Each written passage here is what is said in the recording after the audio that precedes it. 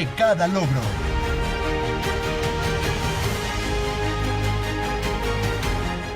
Fuertes en cada desafío.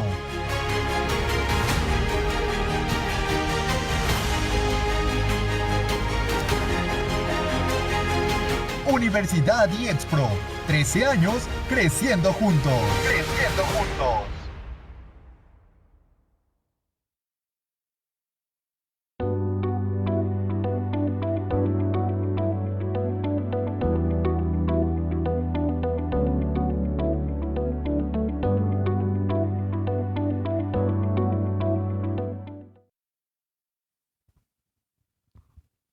Hola a todos, muy buenas tardes.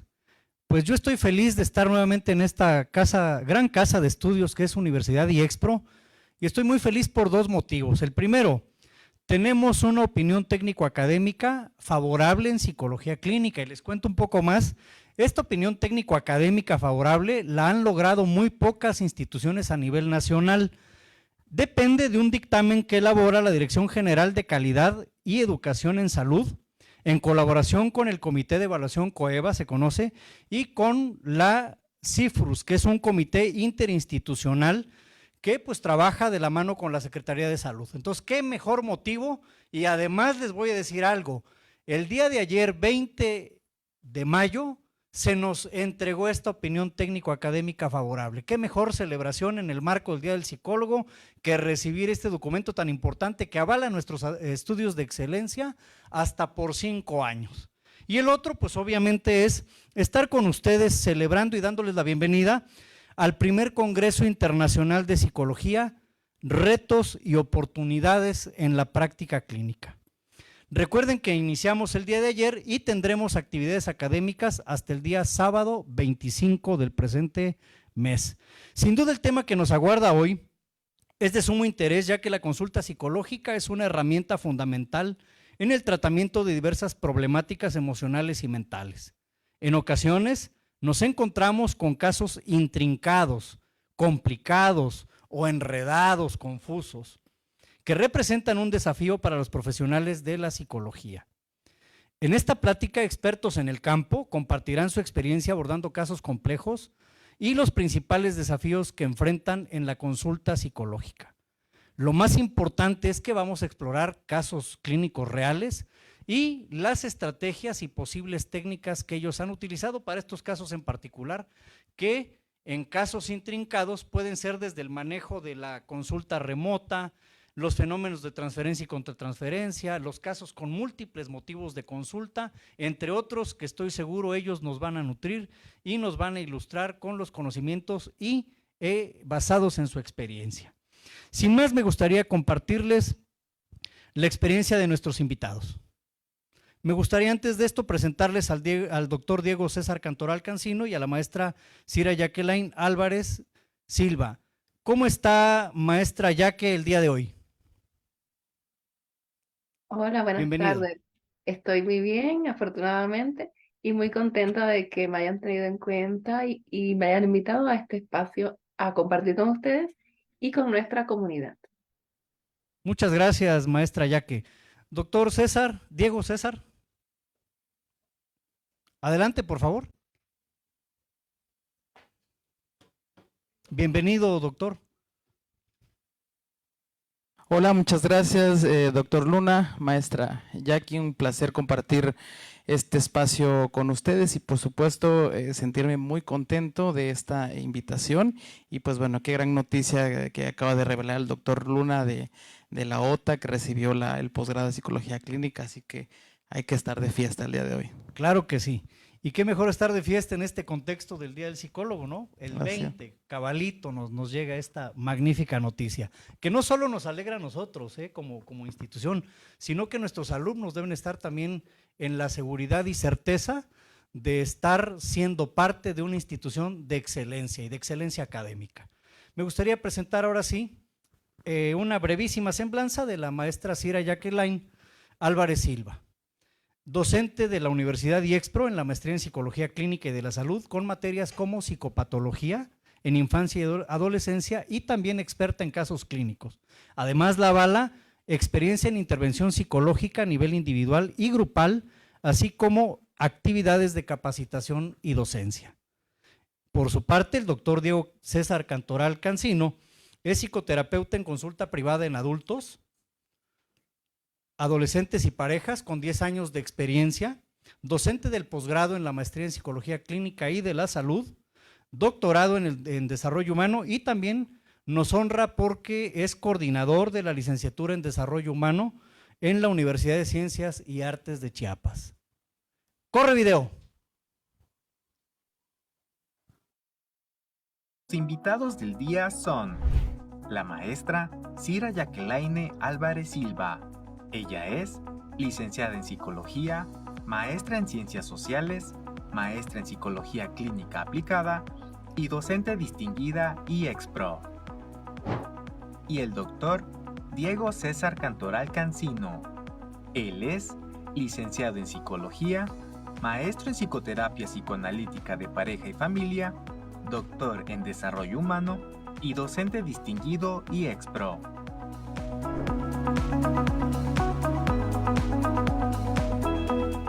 Bienvenidos.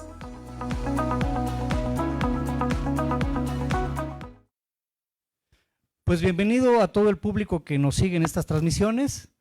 Me gustaría invitarlos a que puedan escribir sus preguntas, historias o comentarios, y al final de este conversatorio, doctor, maestra, vamos a dar lectura justamente a las inquietudes que puedan surgir de la gente que amablemente nos sigue. Para comenzar a abordar el tema, me gustaría que iniciáramos conversando sobre a qué se refiere un caso intrincado y cuáles son los principales desafíos que enfrenta un psicólogo al abordar los casos intrincados en consulta. Ya que, por favor. Hola, buenas tardes de nuevo. Bueno, considero que un caso intrincado se refiere más que nada a un caso que representa un reto para nuestro quehacer profesional. Primeramente, en el sentido de comprender el caso, de comprender esa queja del sujeto, de traducirlo en términos técnicos con los cuales nosotros podamos operar y lograr comenzar y sostener el proceso psicoterapéutico en una línea clara hasta el final, ¿verdad? Hasta lograr las metas de nuestro tratamiento. En este sentido, y para ser un poco más específica, pienso que una de las principales cosas que puede determinar que el caso sea intrincado puede ser un cuadro que tenga un diagnóstico que sea difícil acceder a ese diagnóstico por los diferentes matices, síntomas que aparecen, o porque tal vez las características personológicas del sujeto, su narrativa, o la manera en la cual aporta la información, que puede ser de manera evasiva, intermitente, a nosotros nos dificulta un poco llegar a establecer esos objetivos, esas metas a las cuales queremos nosotros llegar y los puntos en los cuales queremos impactar con nuestro tratamiento, ¿verdad? Entonces, en este sentido, considero que el principal reto que encontramos nosotros, o la principal cosa que puede hacer que un caso llegue a ser intrincado, sería más que nada cuando el diagnóstico se dificulta y cuando la actitud del paciente dificulta el proceso, ¿ok? O las propias características de su cuadro que tenga, de la patología que tenga. Gracias, ya que de acuerdo a lo que acabas de mencionar, entiendo que hay dos grandes momentos en los que pudiera darse esta complejidad en el caso. El primero es tener el foco, ¿no? Lograr el motivo de consulta.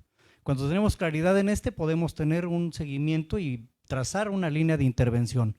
Pero ahí está el segundo gran reto, ¿no? Cuando esta posible intervención se ve de alguna manera impedida, tal vez por las resistencias del paciente, si no tiene un corte psicoanalítico, tal vez por una resistencia al cambio, tal vez porque surgen patologías, tal vez porque se atasca el proceso, a grandes rasgos. La misma pregunta, Diego, para ti, por favor. Claro que sí, doctor. Partiendo y coincidiendo también de lo que va mencionando la colega, en efecto me parece que uno de los indicadores importantes es el tipo de patología que tiene el paciente. Yo ubico 3 elementos. El primero de ellos sería la patología del paciente, que en psicoterapia psicoanalítica, digamos que los pacientes o los casos más difíciles, aquellos que nos sacan de alguna forma de lo habitual, de lo ordinario y de verdad que nos ponen al borde, al límite de lo que queremos saber de nuestra profesión, de la praxis y demás, son los pacientes que denominamos con patología grave. Estos pacientes de patología grave obedecen a pacientes que funcionan incluso con una estructura mucho más primitiva a la edípica. Quiere decir que las fallas que ocurrieron en el desarrollo de estos pacientes, ni siquiera estamos hablando en la edad del Edipo en la que Freud planteaba la piedra angular de la neurosis, sino que es muchísimo más atrás. Estamos hablando de los primeros 2 años de vida, edades muy tempranas donde se apuntaran las bases de la salud mental. Entonces hay fallas severas en el desarrollo de estos infantes que puede ir desde cuestiones de abandono, negligencia, situaciones muy dolorosas, como lo que vemos ahora, por ejemplo, con la guerra, ¿no? Entonces, por un lado sería un paciente de patología grave. Por otro lado, me parece que también es importante considerar los factores socioambientales. Quiero decir, cuando nos topamos, por ejemplo, con una precaria red de apoyo donde la familia de alguna manera no apuntala lo suficiente, tenemos dificultades económicas, cuestiones de distancia, de traslado, todo esto por supuesto que va generando serias dificultades para el trabajo.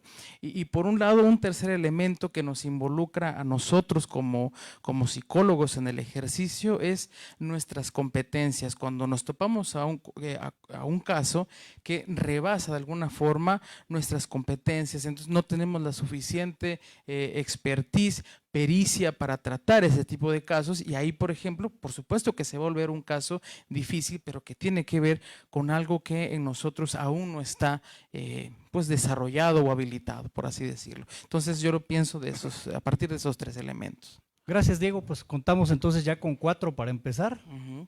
Los primeros que pueden ser imputables al sujeto. Así es. En términos de su desarrollo, su origen predípico, como decía, de una posible patología.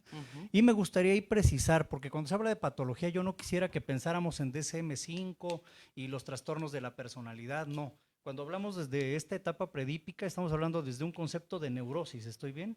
O no neurosis.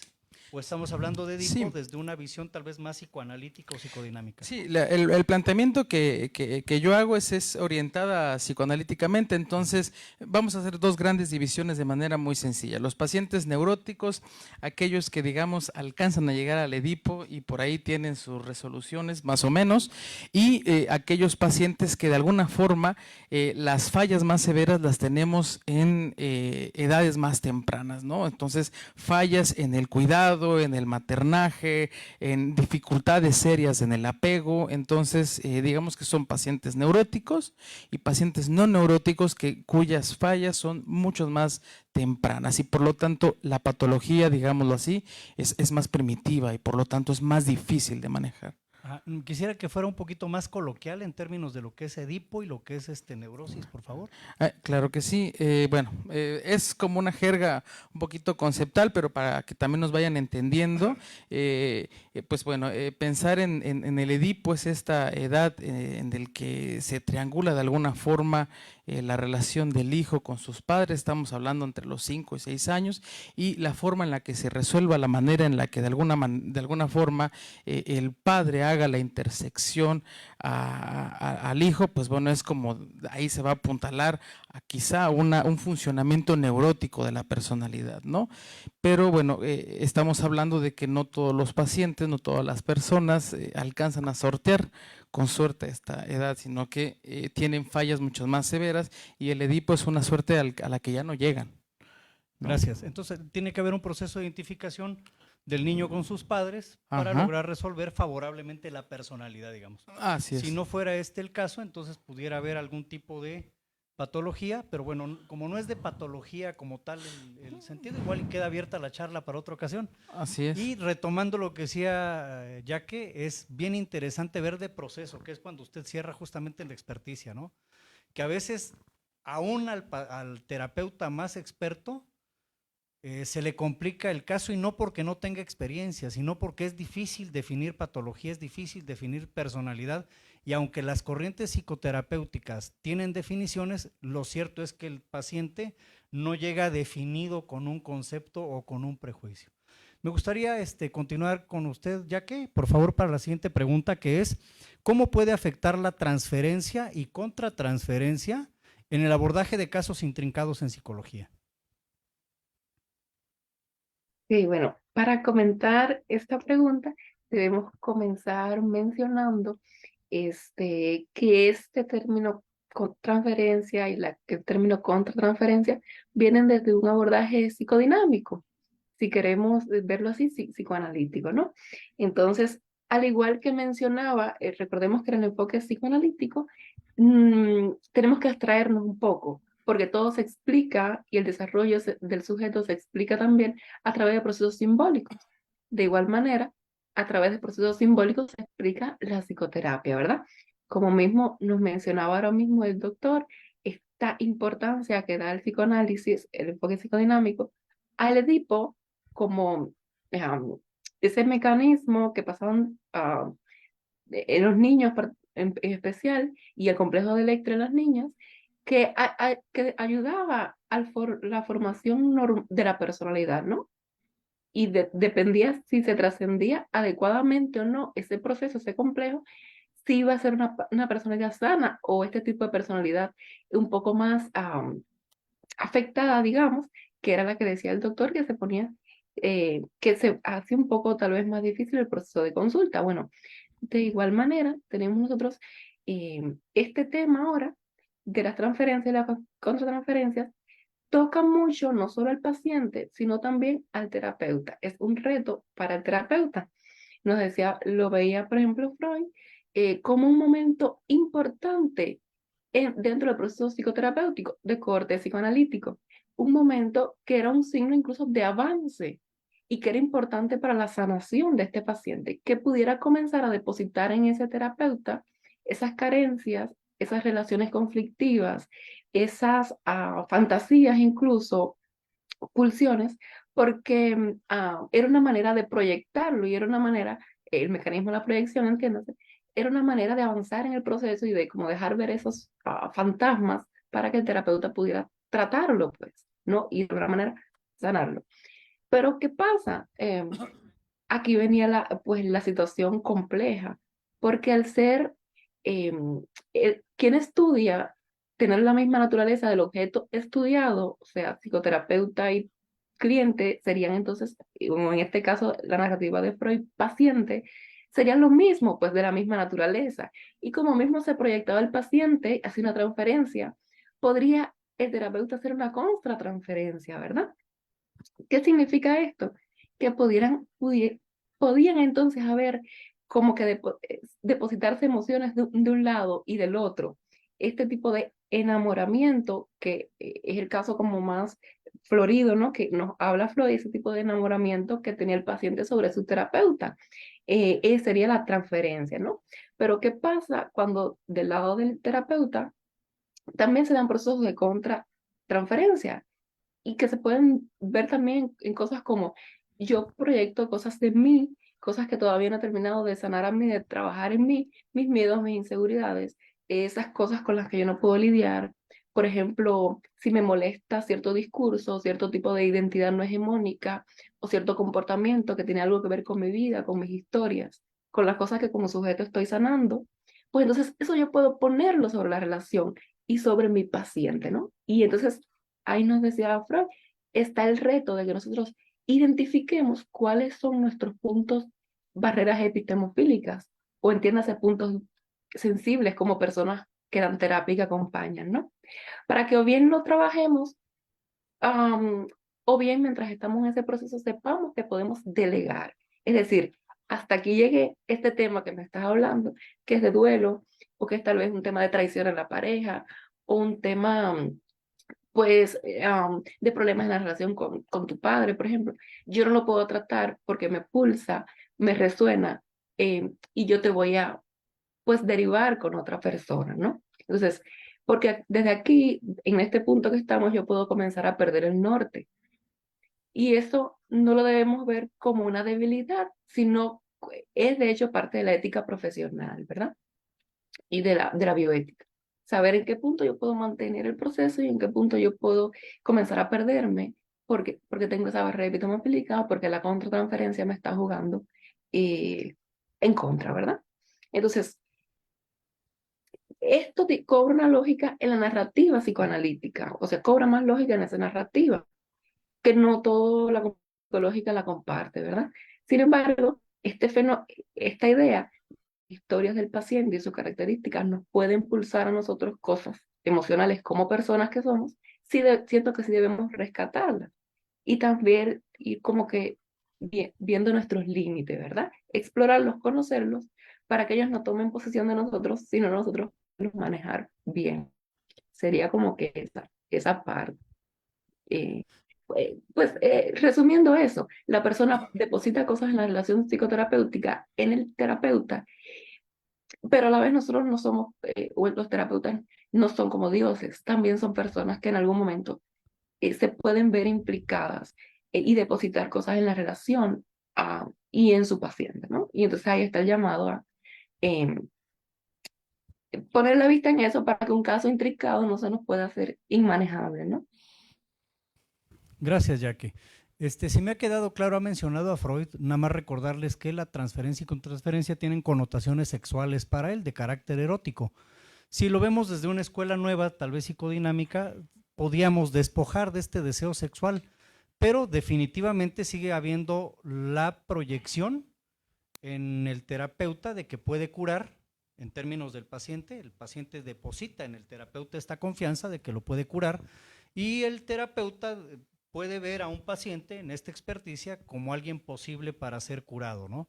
Recordar también que desde el psicoanálisis se habla de cura y desde otros modelos terapéuticos, pues no necesariamente hablamos de cura, sino que hablamos de una posible atención terapéutica para crecer, para sanar heridas, para resolver comportamientos que pudieran ser indeseables, para organizar y reordenar la vida. Lo que es y coincido plenamente con usted, ya que es lo siguiente, que tiene que haber un componente de transferencia. Tiene que haber este proceso de identificación y de creer que el otro puede hacer algo por mí. Y lo otro, cuando ya se ha entrado en una especie de involucrarse de uno del otro, ¿no? O de ni siquiera físicamente, psicológicamente hablando desde el deseo, pues queda la posibilidad de ser supervisado, de ser apoyado por otro terapeuta también experto para ayudar a desenredar. ¿Sí? Entonces, son parte de lo que podemos echar mano, la canalización en el último de los casos, y la mejor, bueno, pues que el mismo terapeuta trabaje consigo mismo para resolver los pendientes o sus posibles proyecciones en el paciente también. Diego, me gustaría la misma pregunta, no sé si hace falta que la repita. Igual No, está bien, está bien.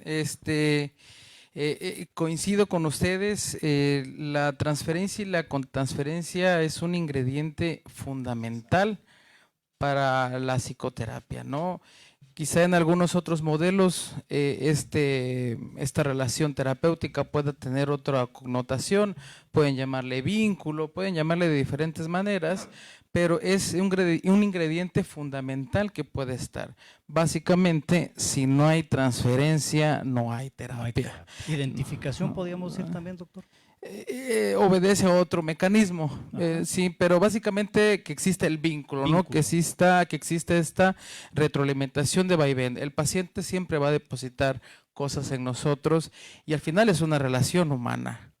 Ellos no están llegando con una pared a hablar, entonces eventualmente este proceso va también de vuelta en lo que nosotros podamos depositar preocupaciones, expectativas, a veces algunos nos angustian de a lo mejor si no se van a hacer daño fuera de la consulta y cosas por el estilo. Entonces uno también va colocando cosas en ellos, pero es un proceso que se retroalimenta, son dos caras de un mismo ciclo, ¿no? La transferencia y la contratransferencia siempre van de la mano. ¿Cómo puede afectar? Bueno, me parece que no podemos evitar este proceso. Si lo evitamos, entonces no estamos haciendo psicoterapia, entonces hay que incluirlo. En la historia psicoanalítica pasó de tenerle miedo a la transferencia a poderla controlar o evitar, vacunar al doctor lo más que pueda a este tipo de procesos porque se le temía a que esto pudiera afectar. Hoy día se sabe que es necesario este proceso y sobre todo con pacientes que tienen, por ejemplo, lo pensemos desde el DSM, trastornos de la personalidad, ¿no? O desde la corriente que ustedes quieran, por ejemplo, pero hablamos de un trastorno grave de personalidad. Entonces son pacientes que no es suficiente, no alcanza verlos como desde lejos, en un sentido paradójico, ¿no? O con cierta distancia, ¿no? Mantener esta neutralidad a tal punto. Son pacientes que demandan mucha atención, que demandan ser vistos, que demandan cercanía, demandan presencia, porque entonces a esto me refería con que las fallas tempranas obedecen justamente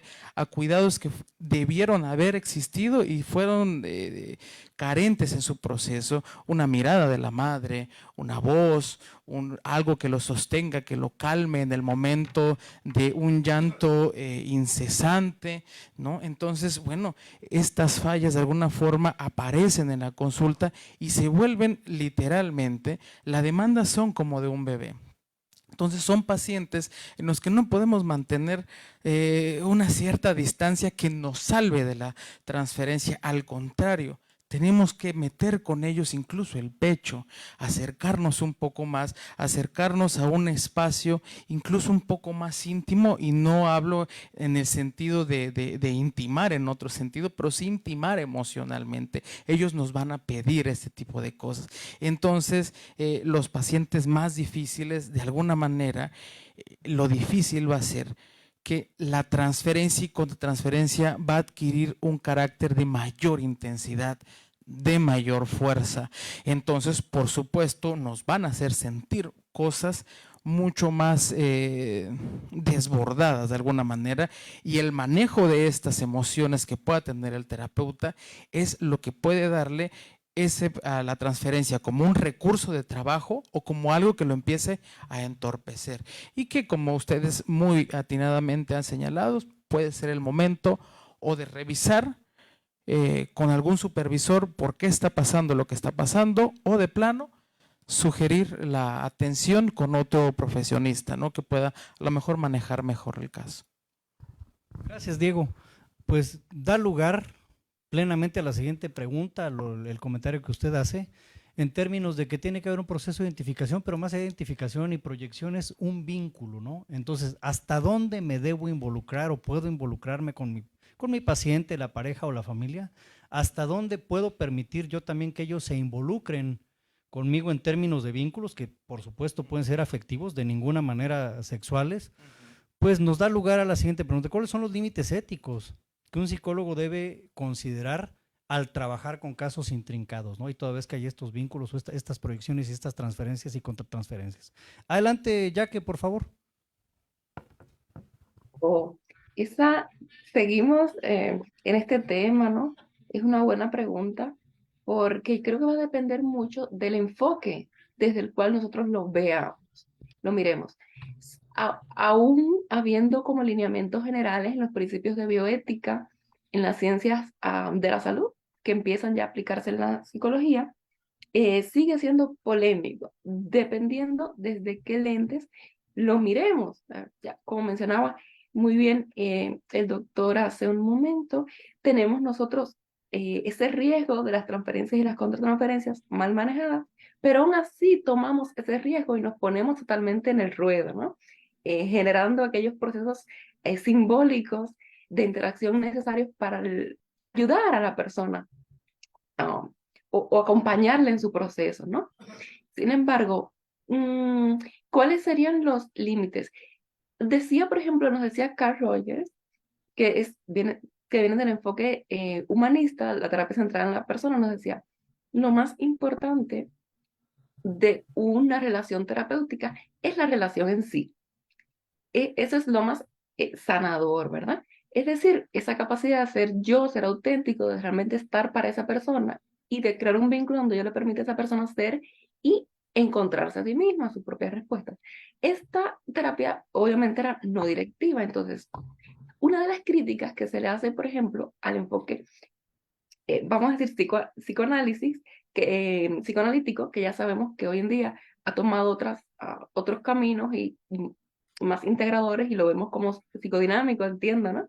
Pero cuando ese psicoanálisis ortodoxo, una de las críticas más fuertes que se le hizo fue, haces dependiente al paciente, porque te presentas como ese salvador que le va a sanar en ese vínculo, ¿no? Entonces, venía entonces la corriente humanista y nos decía, no tienes que ser directivo.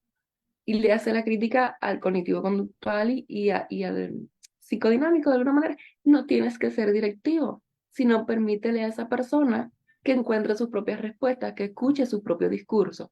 Entonces, eso sería uno de los límites. ¿Hasta qué punto yo me acerco en ese vínculo y qué tipo de rol sería el adecuado para yo asumir en el sentido de tratar de no acompañar, pero no generar dependencia? ¿Cuál es la dosis exacta, no? Eh, y siento que es un punto ético muy fuerte.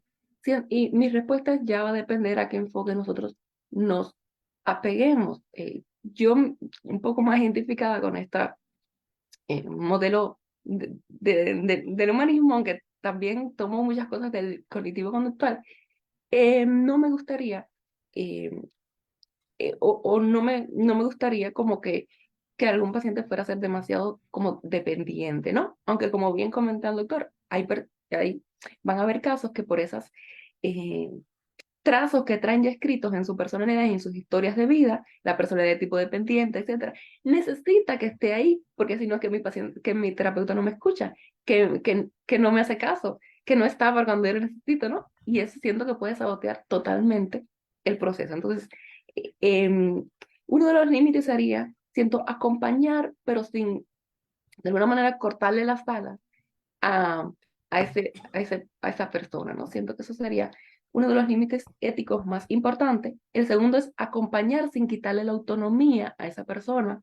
siendo el principio de la autonomía uno de los que está en el código de bioética, porque si mi enfoque es muy directivo, o incluso dentro de los enfoques construimos nuestros enfoques, estilos personales de realizar la consulta, y puede que un terapeuta muy directivo le diga, como siempre siempre hago la historia en clase, de la terapeuta que le dijo a mi amiga, tienes que comprarte una casa y mudarte de casa, porque mi amiga tenía problemas conviviendo con su familia de origen, y ella le dijo eso, y vino mi amiga muy angustiada y me dijo la psicóloga, ah, que tenía que comprar una casa. Yo tenía un sillón así en la casa y decía, este es el diván, ¿no? Entonces ella en el marco de la amistad ya venía a desahogar sus penas. Me dijo la psicóloga que tenía que comprar una casa. Pero la situación es que yo sí tengo problemas con mi familia de origen, pero no tengo presupuesto para comprarme una casa. Luego yo me siento mal. Si hago lo que dice la psicóloga, ¿cómo la voy a contradecir? Porque ella me mandó a hacer eso, pero yo no lo puedo hacer. Entonces, ahí estaba en juego este tema de la autonomía, porque bajo un enfoque muy directivo le digo, no voy a escuchar cuáles son tus situaciones de vida, tus mejores opciones, no te voy a permitir tal vez que tú construyas tus propias estrategias ante el problema que tienes, tú tienes que comprarte una casa, ¿no? Entonces, ahí, de cierta manera, el llamado que siento que debemos acompañar, estar, ponernos en el ruedo, pero cuidando de no cortarle las alas, no quitarle esa autonomía a ese paciente, ¿no? Entonces, independencia, autonomía y volvemos a lo mismo. Si siento que hay un vínculo que se está volviendo, que ya no va a ser ético, ¿verdad? Que estoy perdiendo el rumbo, tanto en el sentido de la atracción como del rechazo. Eh, Nos decía muy bien el doctor antes, hay pacientes y pacientes, ¿no? Están pacientes que desafían al terapeuta, pacientes que dicen, oh, usted tan brillante puede ser, y esta consulta, qué feo color tiene las paredes porque está en esta consulta. Hay pacientes que en su proceso de resistencia, ¿verdad? Pueden tratar de sabotear el proceso. de alguna manera probar nuestros límites. Entonces, no podemos dejar que un tema emocional, una barrera epistemofílica, se nos haga tan grande como para nosotros sacrificar el proceso o su validez, ¿no? Tenemos que saber cuándo lo vamos a dejar o a derivar, es lo que yo siento, ¿no? Y también un límite, siendo que sería de autocuidado. Si yo siento que hay un tema que emocionalmente me está contaminando demasiado, que me está haciendo mucho daño por una cuestión salutogénica, debería también ser un límite. Nosotros pedir supervisión, derivar el caso, pues esos son algunos de los límites que se me ocurren, ¿no? Que pudiéramos tener. Gracias, Jackie. Bueno, ha sido bastante abundante la información que nos has brindado y un poquito difícil de encuadrarla en términos de que es bastante y muy profunda. Por ejemplo, comienzas hablando del significado y del simbolismo y también mencionas que de repente el paciente desafía al terapeuta, ¿no? Entonces, en este simbolismo, tener claro que no está desafiando al terapeuta, sino lo que el terapeuta representa, por ejemplo, ¿no? 2, algo que me encantó de lo que acabas de decir es recuperar a Rogers. Yo siempre he dicho que si nosotros leemos la teoría de él y trabajamos con nosotros mismos para fortalecer nuestro ego, para ser empáticos, para ser congruentes, para tener la aceptación incondicional, para no juzgar los procesos, tenemos mucho ganado. Y cuando digo mucho ganado es que este vínculo que nos dice Diego, pues se va a poder dar y se va a poder dar de manera sana. Y ahí está yo le llamo segunda oportunidad de las personas en estos procesos de identificación con un terapeuta que ha crecido en el desarrollo humano para que también puedan crecer. De tal suerte que además esto no es una técnica y no puedo decir mi estrategia es crecer, mi estrategia es ser congruente. Implica todo un proceso de vida y todo ese proceso de convertirse en persona. Por otra parte, me llama la atención lo que dices y justamente Rogers menciona, es decir, bueno, ahora estoy consciente que tengo conflictos con mi pareja, con mi madre o con mi familia y debo salirme, pero no tengo las condiciones. En una de las viñetas del mismo Rogers me encanta porque él menciona que tuvo una paciente que no podía dejar a su madre y que en algún momento la paciente le escribe diciendo que ha podido comprar un departamento para su madre y que ella ahora tiene independencia, autonomía, que es lo que acabas de decir, y que ahí es donde se ve esta fortaleza del yo. A veces los procesos no se dan completos en el marco de la terapia, sino fuera de los procesos de terapia. Lo importante es que se den. Pero bueno, se trata de que yo les dé la palabra a ustedes y que yo no me lleve los créditos de los invitados de lujo, ¿no? De Jackie y de aquí de Diego. Adelante, No, Diego. no, al contrario, doctor, este es un conversatorio y se tiene que ir tejiendo el diálogo entre los tres que estamos participando y quienes nos estén escuchando, que más tarde seguramente nos van a plantear todas sus preguntas, ¿no?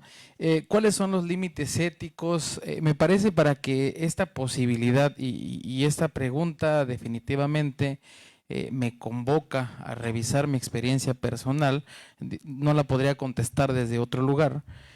Es lo fundamental para que un terapeuta, un psicólogo pueda reconocer un límite, debió de haber doblegado primero su narcisismo.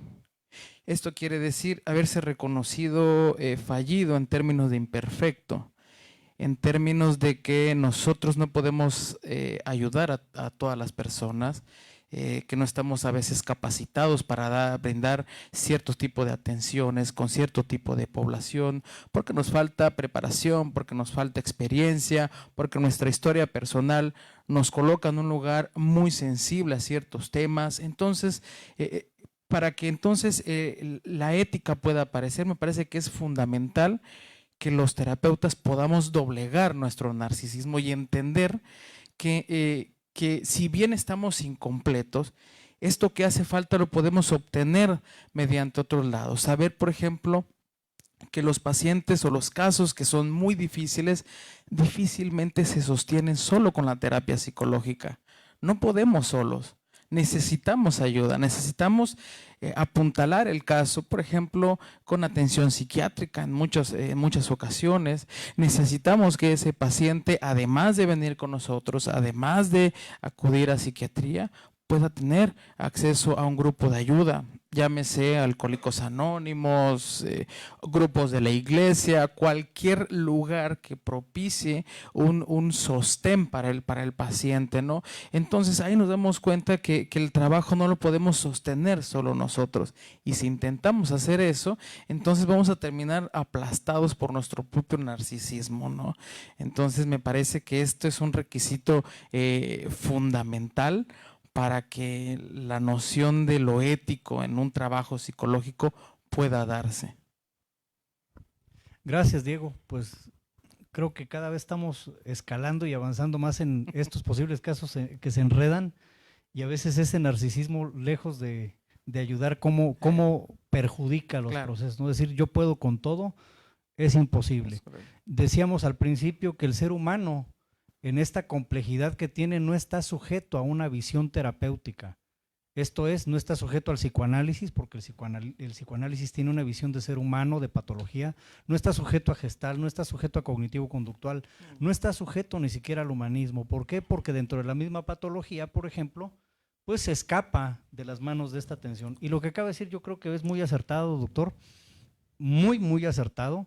Es recurrir a grupos de apoyo. No es lo mismo tratar a una persona con adicciones, claro, que cada vez están a la alza en la República, yo pensaría que en el mundo, y que se necesita de estos grupos de apoyo. El terapeuta no puede solo. A veces se necesita coterapeuta, a veces se necesitan estos grupos de adicciones, a veces se necesita la iglesia, como lo acabo de decir, sí.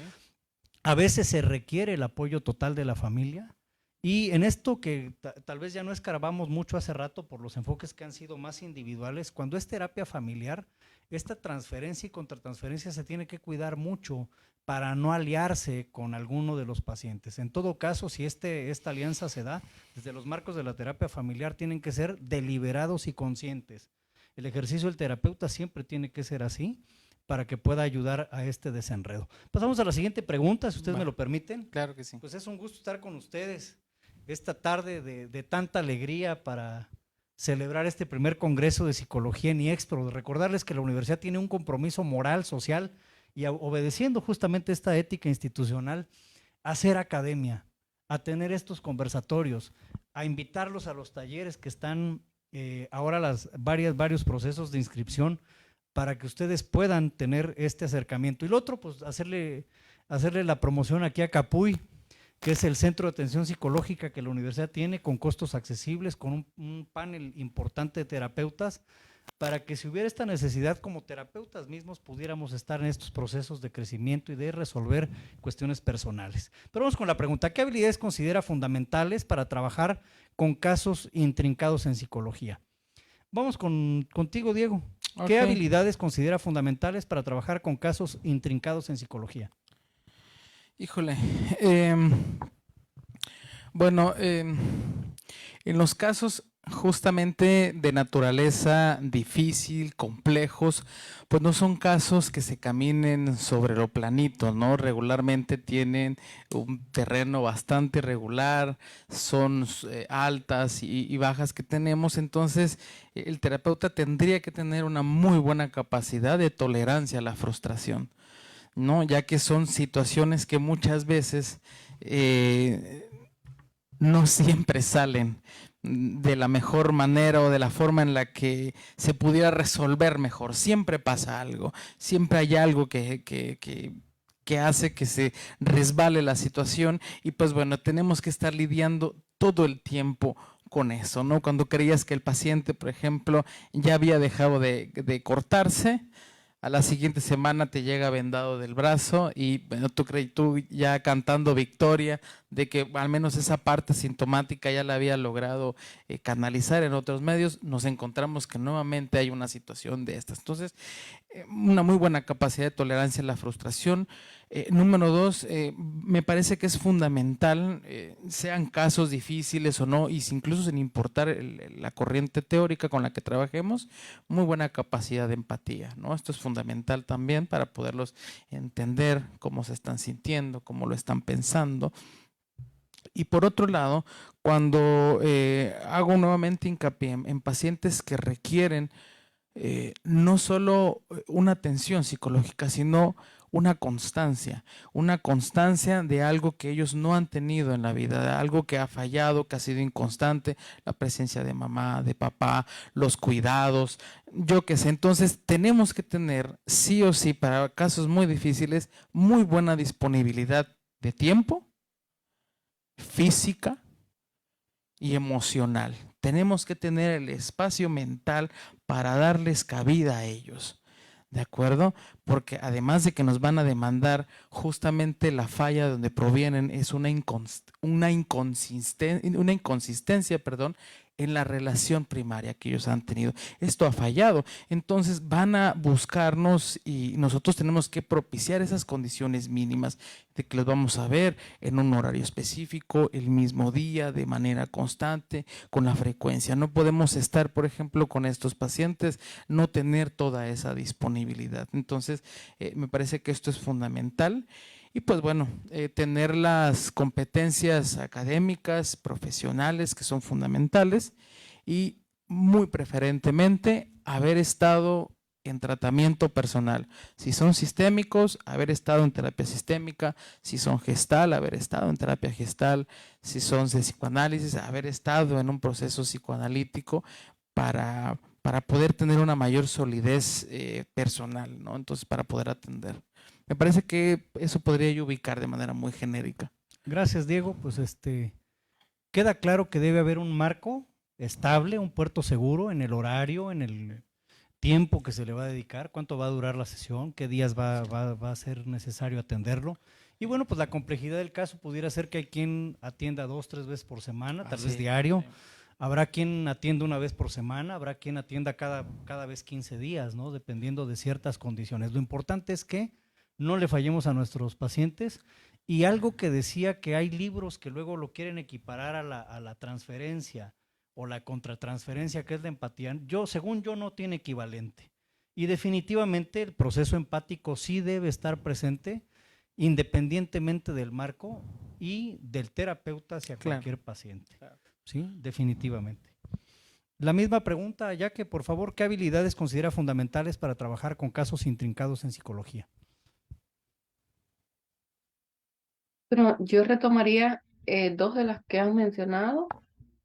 Primero, esta capacidad de humildad, de reconocer nuestras sombras y manejar nuestro ego, ¿no? Porque a veces tenemos un poder fuerte disciplinar, ¿verdad?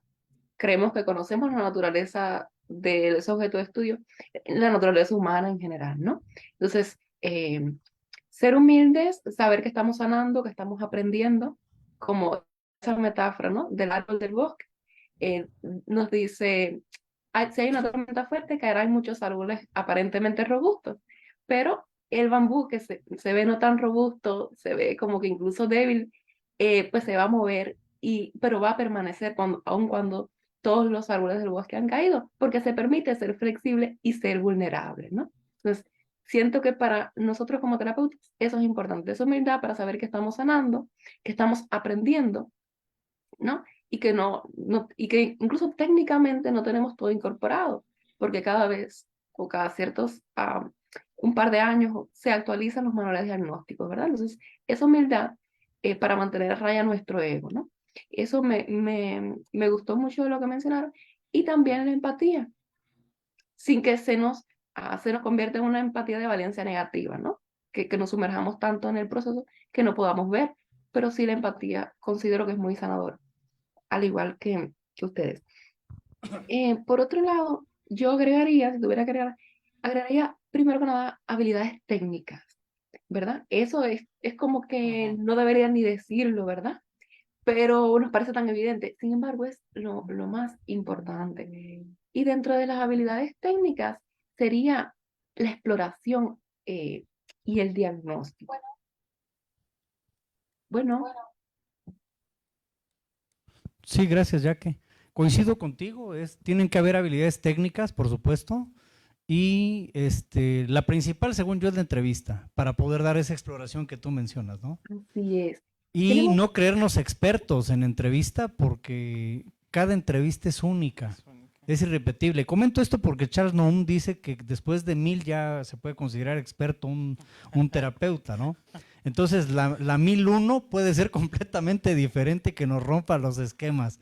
Entonces, no caer en este ego y decir, yo ya tengo 1000 y soy experto, no.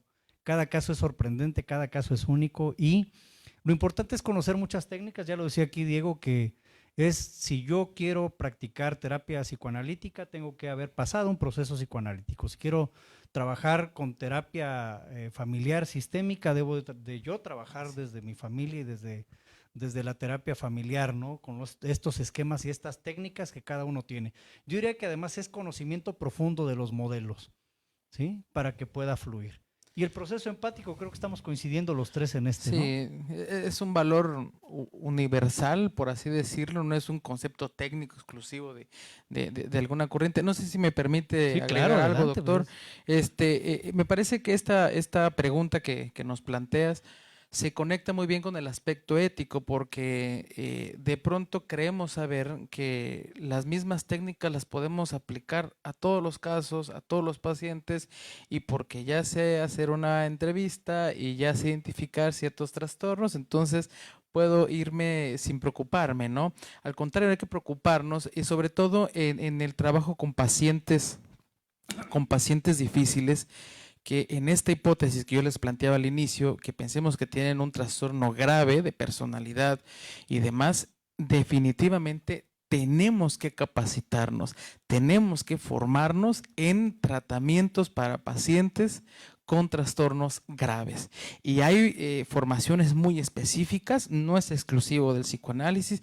Si nos queremos ir, por ejemplo, desde la cognitivo-conductual, está el entrenamiento dialéctico-conductual y ha funcionado muy bien en pacientes con trastorno límite, con trastornos de la alimentación, que son considerados pacientes graves por el tipo de problemática. Si lo pensamos también desde la corriente psicodinámica, tenemos, por ejemplo, el tratamiento basado en mentalización, muy adecuado para el trabajo con ese tipo de problemáticas.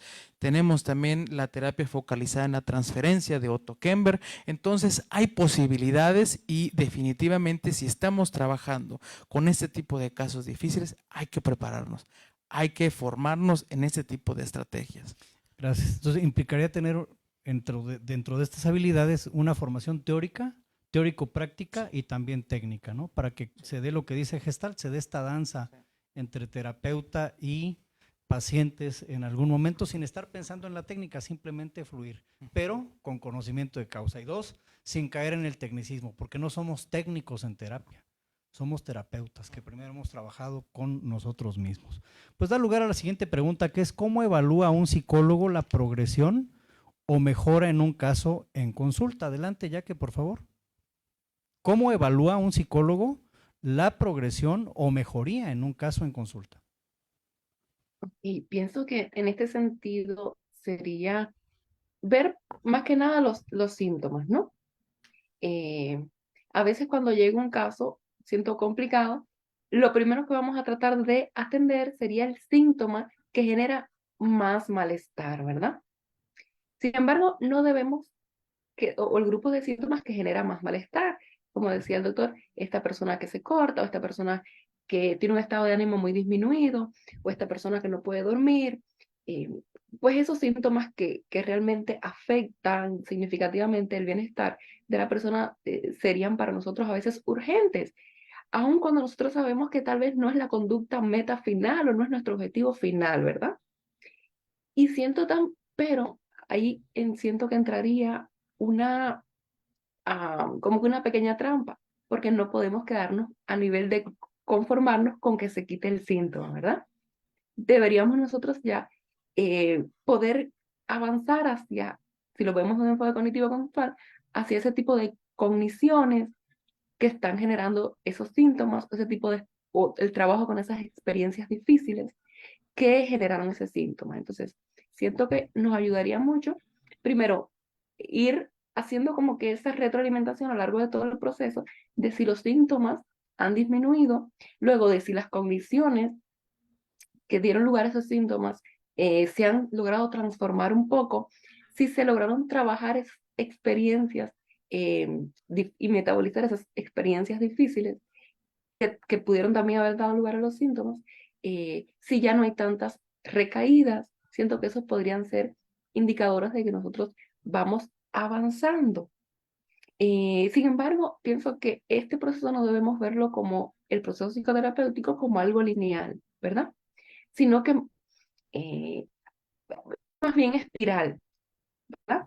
Hay momentos que sentimos que avanzamos y momentos, como decía el doctor, que tal vez vemos como un pequeño retroceso, pero ahí también tener esa empatía para entender que a veces los procesos y las personas van a su propio ritmo, van sanando su propio ritmo. Y eso no necesariamente dice algo de nosotros o de nuestra capacidad como terapeuta. Tal vez sí, tal vez estamos haciendo algo mal, ¿verdad? Pero también las personas van a su propio ritmo. Y hay factores externos de lo psicosocial, de las redes de apoyo. Tal vez hubo ese pequeño detonante que ya iba sanando, pero hubo esa pequeña mosca en la pared o ese disparador en mis relaciones, en mi mundo externo, que de pronto me hizo recaer o me hizo desbloquear aquella experiencia de mi relación que fue difícil o aquel momento, aquel recuerdo que yo todavía no había trabajado y no había integrado mi proceso de duelo y tuve una recaída.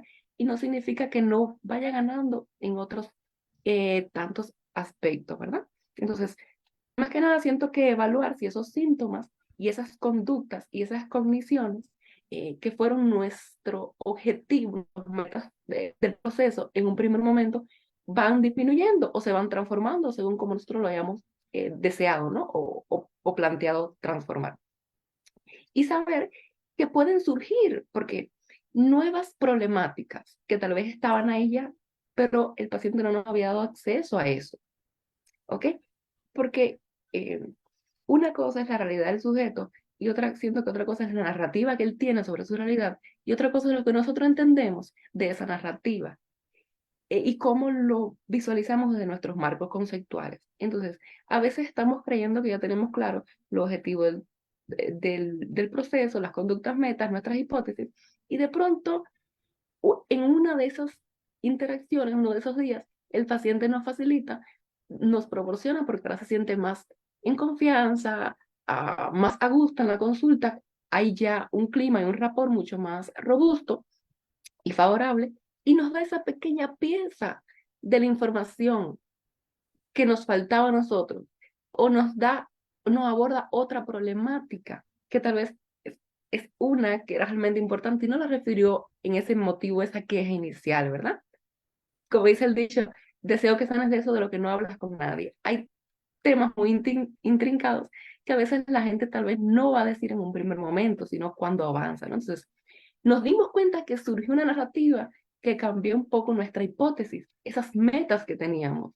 Tal vez haya ahora que reformular un poco nuestro proceso o pensar en otra etapa, otra temporada de nuestro proceso psicoterapéutico. Eso no quiere decir, siento, que hayamos estado perdiendo el tiempo, ¿verdad?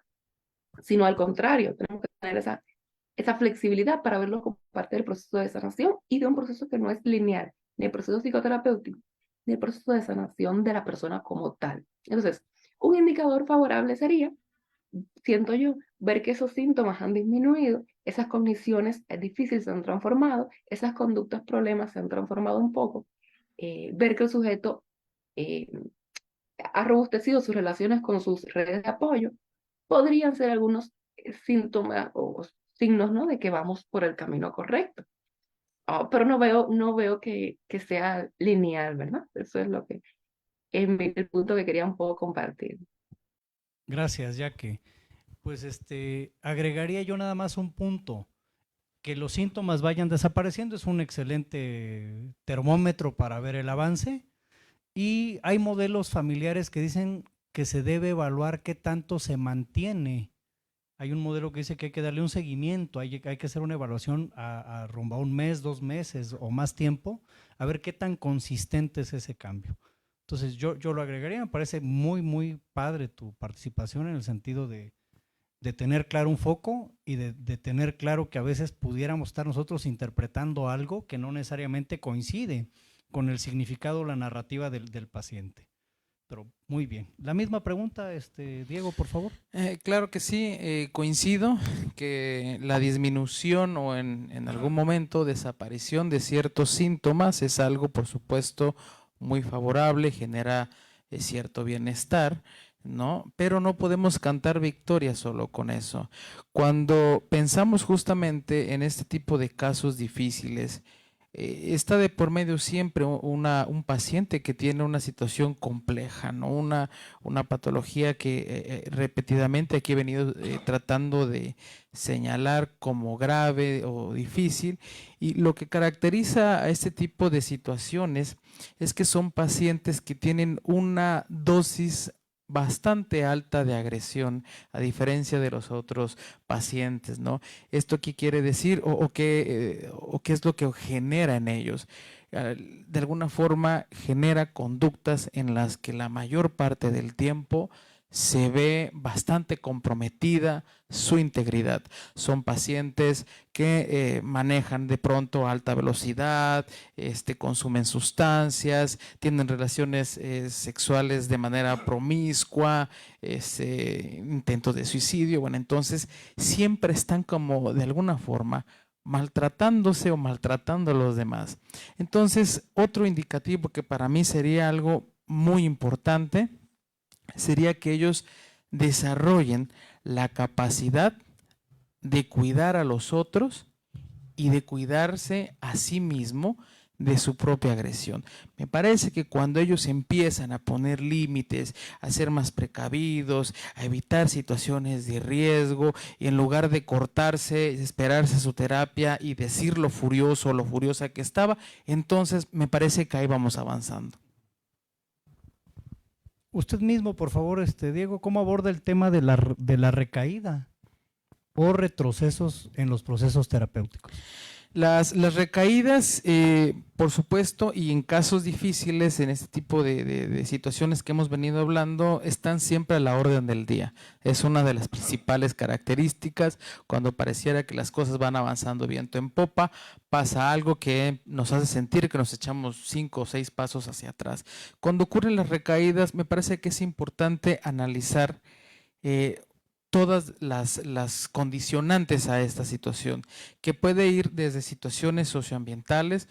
De pronto esto nos puede invitar a incorporar un trabajo de terapia familiar, por ejemplo, porque algo está generando la familia. También esto puede implicar ajustes en el encuadre. ¿Sabes qué? En lugar de verte una vez a la semana, te voy a estar viendo ahorita 2 veces a la semana. ¿Sí me explico? Entonces hay que replantear y reajustar el encuadre, analizar dónde puede estar como ciertas condicionantes y entonces volver a arrancar, ¿no? Y hacer este ejercicio cada vez que ocurra una recaída. Gracias, Diego. La misma pregunta para cerrar, ya que, y antes de darle paso ya a las preguntas de nuestro auditorio, ¿no? ¿Cómo aborda el tema de las recaídas o retrocesos en terapia? Adelante, Jackie. Muchas gracias.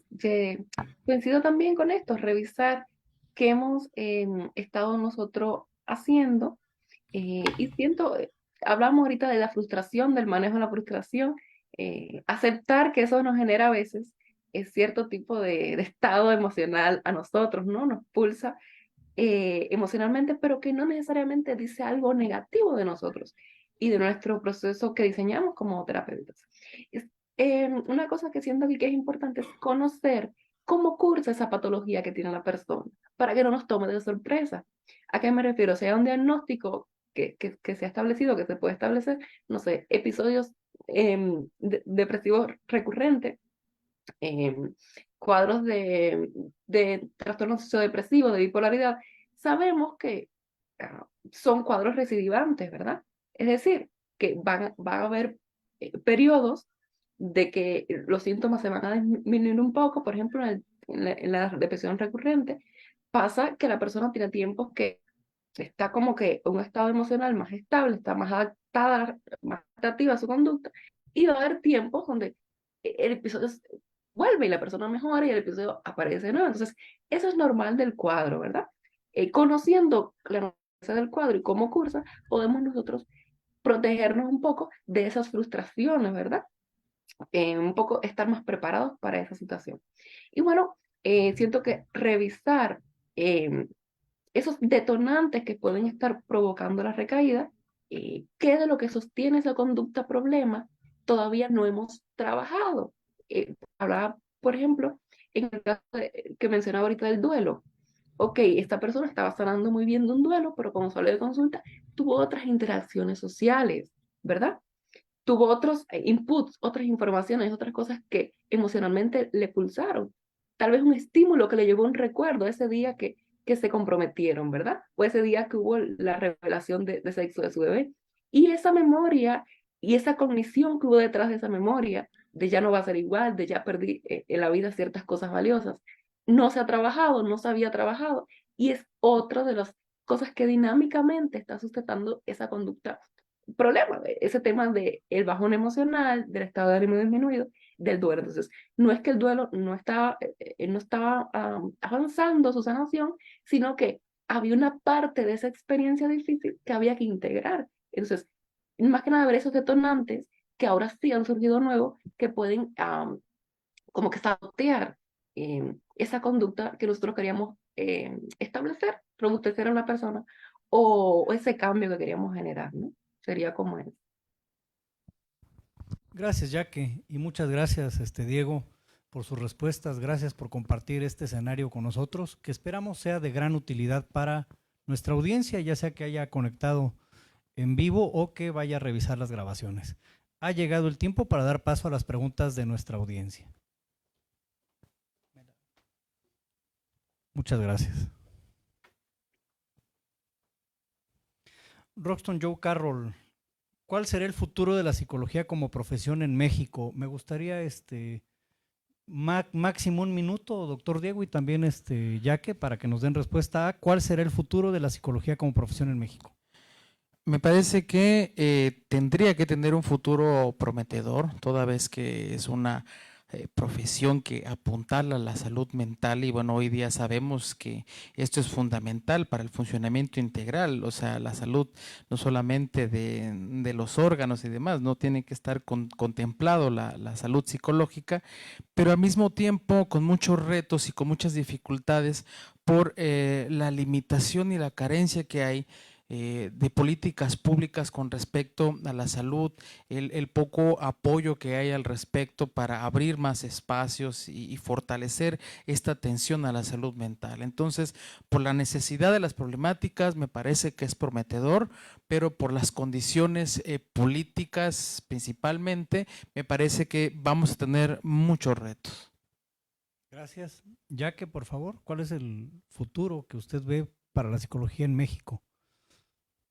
Bueno, según mi punto de vista, yo considero que como está haciendo, va a continuar siendo a un futuro donde la psicología como disciplina va a ser protagonista. Y lo vimos desde la pandemia, puso sobre la mesa este tema de la salud mental. Hizo debutar esos síntomas que estaban ahí, dirían los psicodinámicos, pulsando en silencio, ¿no? Entonces nos dimos cuenta, oh, qué importante es la salud mental. Debo cuidar de eso porque pues debuté tal vez con un cuadro de ansiedad, de depresión, esto está afectando mi organismo, mi cuerpo, también mi desempeño, e incluso mis ganas de vivir. Entonces, ok, nos hizo visualizar nuevamente la importancia de la salud mental, ¿verdad? Siento que en ese sentido vamos a seguir avanzando y siento que también la tendencia va a ser hacia la integración, como bien nos decía antes el doctor, hacia el trabajo interdisciplinario, hacia el superar ese ego como disciplina de yo puedo nada más con la psicología como psicólogo, sino fusionarnos con otros campos y subcampos disciplinares, ¿no? Para trabajar en común. Y hacia integrar, o sea, siento que integrar también campos de conocimientos que tal vez no se les había dado esa apertura o esa posibilidad de entrar dentro de la disciplina psicología. Por ejemplo, estoy hablando de cosas como el mindfulness, ¿verdad? Que son ciertas prácticas que anteriormente se veían más en el campo del alternativo, pero que ahora este conocimiento que viene de otra disciplina se está integrando y siento que se está recibiendo muy bien. Entonces, la tendencia es también integrar conocimientos desde otras disciplinas para ahora sí brindar salud y bienestar a este individuo, a esta persona que es un todo holístico, ¿verdad? Entonces, pues sí, entonces siento que la psicología también debe parecerse a eso. En general, siento que es por esa parte un futuro prometedor Y una cosa que me gusta mucho, que he podido notar, es las grandes habilidades o marcadas habilidades que tienen la mayoría de mis colegas o personas con las cuales he podido interactuar o que han estado en el rol de estudiante para diseñar estrategias para salir a la práctica, am, para suministrar técnicas, para hacer cosas para impactar conductas que quieren transformar. Siento que en ese sentido es una escuela de psicología muy fuerte y muy apoyada en el paradigma cognitivo-conductual, ¿verdad? Es muy fuerte en ese sentido. Es algo que tiene muy a favor, lo cual junto con que se continúen potenciando las habilidades de diagnóstico, van ahora sí a asegurar que desarrollemos procesos de acompañamiento hacia las personas como que, como que muy, muy buenos, muy útiles para ellos. Bueno, Gracias, Jackie. Definitivamente la psicología se está consolidando. Ya es la psicología clínica, por ejemplo, ya ha constituido.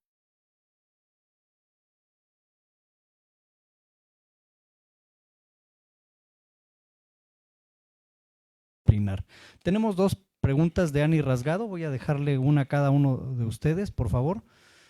¿Son confiables, doctor Diego, son confiables los psicólogos que encontramos en redes sociales, por ejemplo Facebook? ¿Cómo saber que un licenciado está preparado y no es un charlatán? Entiendo que es un licenciado en psicología, está preparado y no es un charlatán. Ok, pues bueno, hoy día muchos anuncian en redes sociales y tampoco podemos crucificarlos porque lo hagan, ya que es el medio principal de difusión que se tiene, ¿no? Tal vez antes hubiese hecho lo mismo en periódico o se hubiese pegado por ahí en pósters, hoy se hace en Facebook, pero de acuerdo a la Ley General de Salud o algunas leyes de salud en algunos estados, Chiapas todavía no tiene una, pero otros estados sí, obliga a que el profesionista pueda tener visible en su espacio de atención por lo menos el título y la cédula profesional como mínimo. Entonces, primero, el quien acuda tiene que cerciorarse de que esto pueda estar a la vista. Si no está a la vista, el usuario tiene todo el derecho de pedir que le enseñe los documentos probatorios de la profesión que argumenta sostener. Entonces, me parece que esto se puede preguntar, se puede cerciorar previamente y el profesionista tiene la obligación por ley de transparentar la documentación que acredite su pericia en psicología. Gracias, Diego. Pues recordarles que CAPUY, esto es el Centro de Atención Psicológica, si tienen dudas, si tienen esta zozobra, ¿no? Esta posibilidad de riesgo, pues acudir al Centro de Atención Psicológica. Pues yo además quisiera hacer la promoción para tanto Diego como para Yaque, que ellos son personas profesionales certificadas. Gracias. Y que pues ellos pueden brindar un apoyo terapéutico profesional de calidad. Además, es cierto, en medicina se exige que el médico exhiba visiblemente su título y cédula. Ustedes van a ver que están los títulos de los médicos. Y yo esperaría que esto no tarde para psicología, porque como lo anuncié al inicio de esta charla del día de hoy, pues nosotros hemos sido evaluados como institución por la Comisión Estatal Interinstitucional para la Formación de Recursos Humanos e Investigación para la Salud.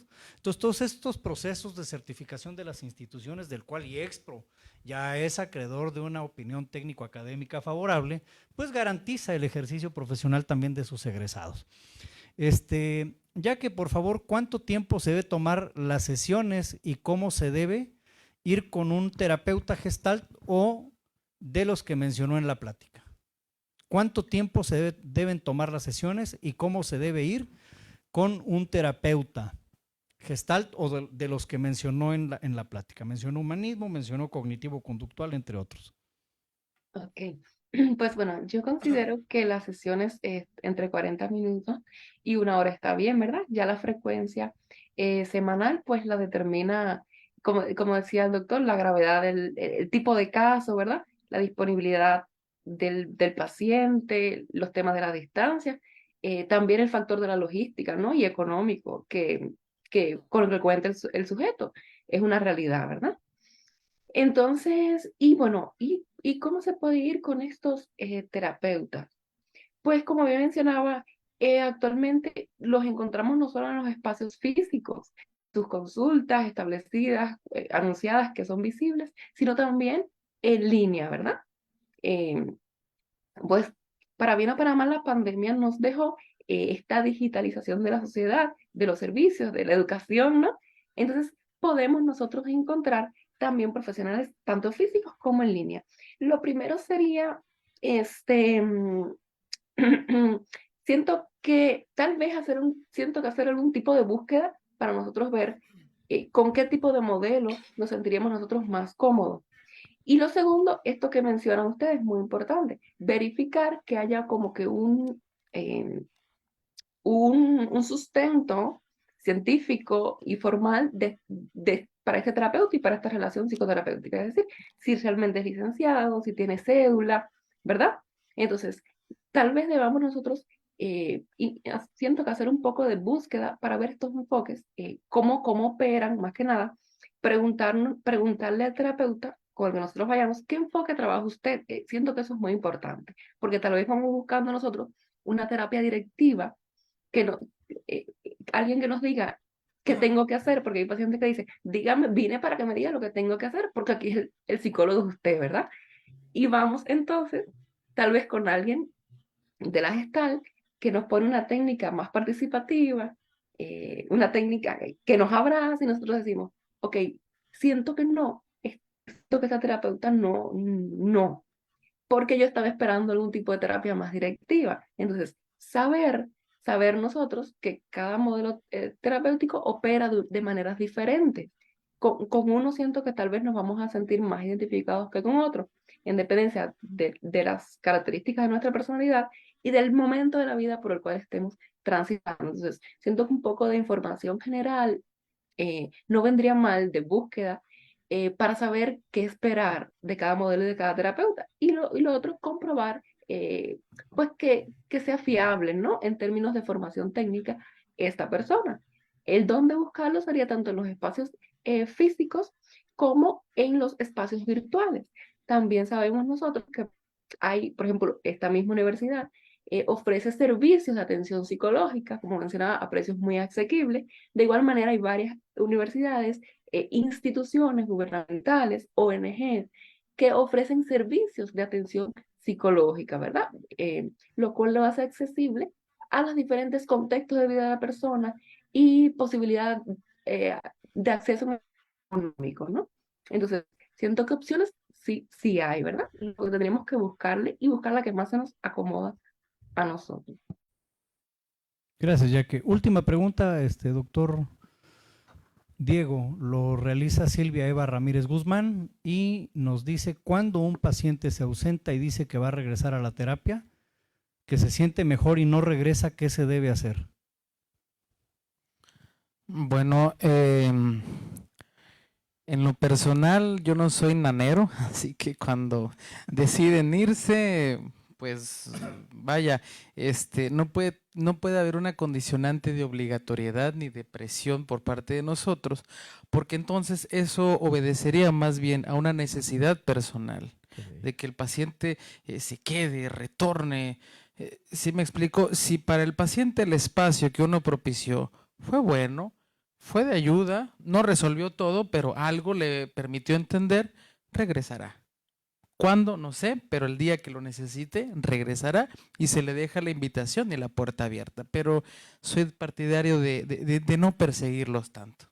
Así es. Gracias, Diego. Yo creo que es una muy buena respuesta.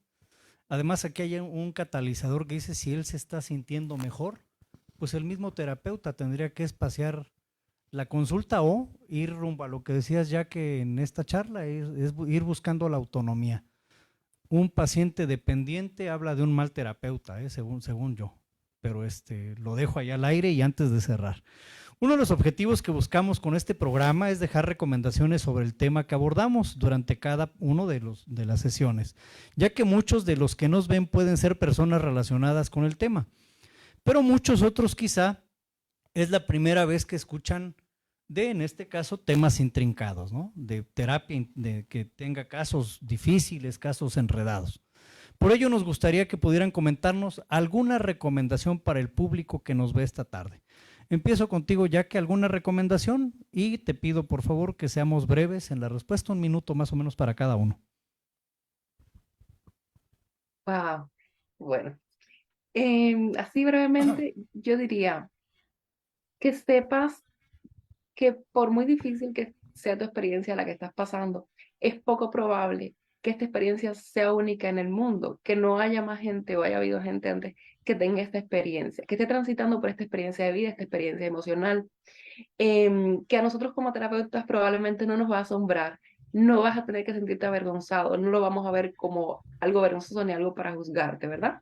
Entonces, porque a veces la gente llega a consulta y lo que se nos dice como terapeuta es, tienes que naturalizar la situación del sujeto, porque la gente en su vivencia emocional difícil está sintiendo gran desvalorización, está sintiendo que su problema es único, que es la persona más desajustada. Entonces, sienten ese como miedo de llegar a consulta, sobre todo en los momentos tempranos, ¿no? Y hasta que el problema es muy grande por ese temor. Y segundo, que yo sé que a veces el discurso no va en ese sentido, pero tu síntoma y esa experiencia emocional o de vida difícil que estás transitando no necesariamente define tu identidad ni lo que vales. Siempre hay algo que podamos hacer. Sería ese mi mensaje.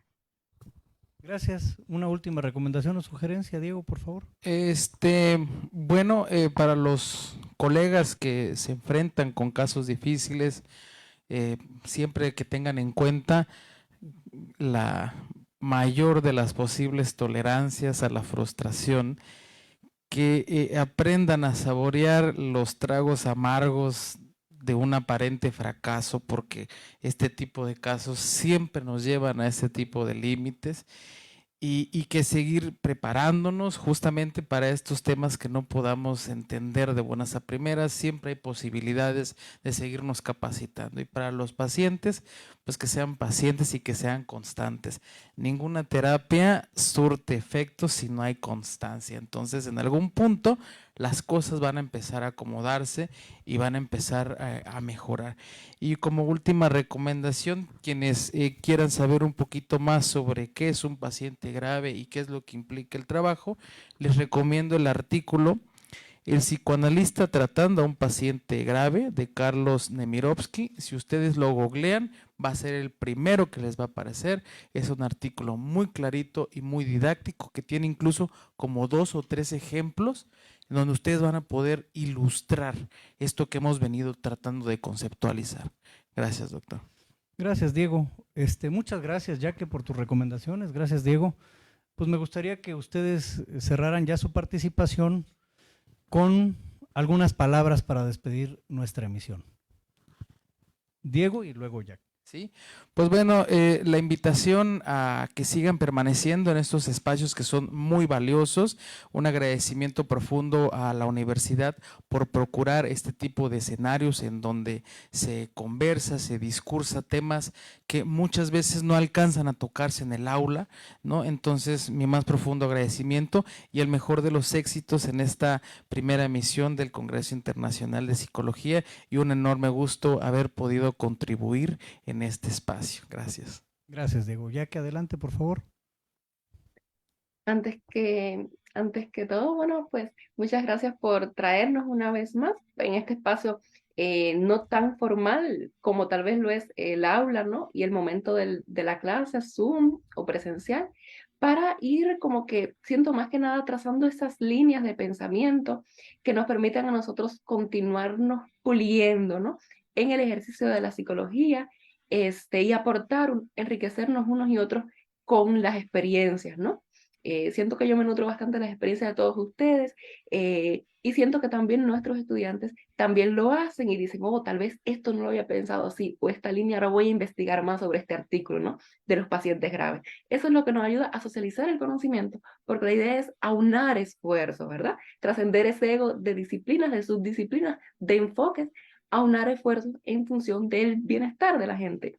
Y bueno, más que nada sería esto lo que les quería comentar. Muchísimas gracias de nuevo. Gracias, pues nuevamente mi agradecimiento, reconocimiento y como portavoz de esta gran casa de estudios que es Universidad IEXPRO, de esta máxima casa de estudios que ahora tiene este reconocimiento que yo no me la termino de asimilar y que me da muchísimo gusto, pues vamos a hacer entrega de los diplomas. Muy agradecidos por compartirnos su tiempo, por compartir este espacio virtual, espacio físico, para llegar a nuestra amable audiencia. Voy a permitir leer el reconocimiento que nos da la institución. La Universidad IEXPRO, la Secretaría de Educación Pública, la Dirección General de Profesiones, y además tenemos un logo muy padre aquí que es el del primer Congreso Internacional de Psicología, otorgan el presente diploma pues al doctor Diego y la maestra Cira Jacqueline por su valiosa participación como ponente en la plática con el tema Casos intrincados y principales desafíos en la consulta psicológica, dentro del marco del primer Congreso Internacional de Psicología, Retos y Oportunidades en la práctica clínica, realizado en Tuxtla Gutiérrez el día 21 de mayo del 2024. Firma nuestra directora académica, la doctora Teresa de Jesús Argueta Castro. Muchas gracias. En el caso suyo, maestra, le haremos llegar este diploma de manera física en la dirección que usted nos indique. Oh, sí, doctor, muchísimas gracias. Gracias. Gracias a nuestros invitados. Nuevamente, muchas gracias por aceptar la invitación a este primer Congreso Internacional de Psicología, Retos y Oportunidades en la Práctica Clínica. Ha llegado el momento de despedirnos y en nombre de la comunidad IEXPRO queremos darle las gracias al público por habernos acompañado el día de hoy, recordando que si quieren saber más y tener más información sobre los temas que hemos abordado anteriormente, podrán encontrar los videos en nuestras distintas redes sociales. Además, les recordamos que el día de mañana tendremos nuestro siguiente evento, el cual es una clase modelo que se denomina Intervención Psicoterapéutica desde la perspectiva Gestalt. Inscríbete al WhatsApp 961-186-6355 y sin más, les deseo feliz tarde. Muchas gracias.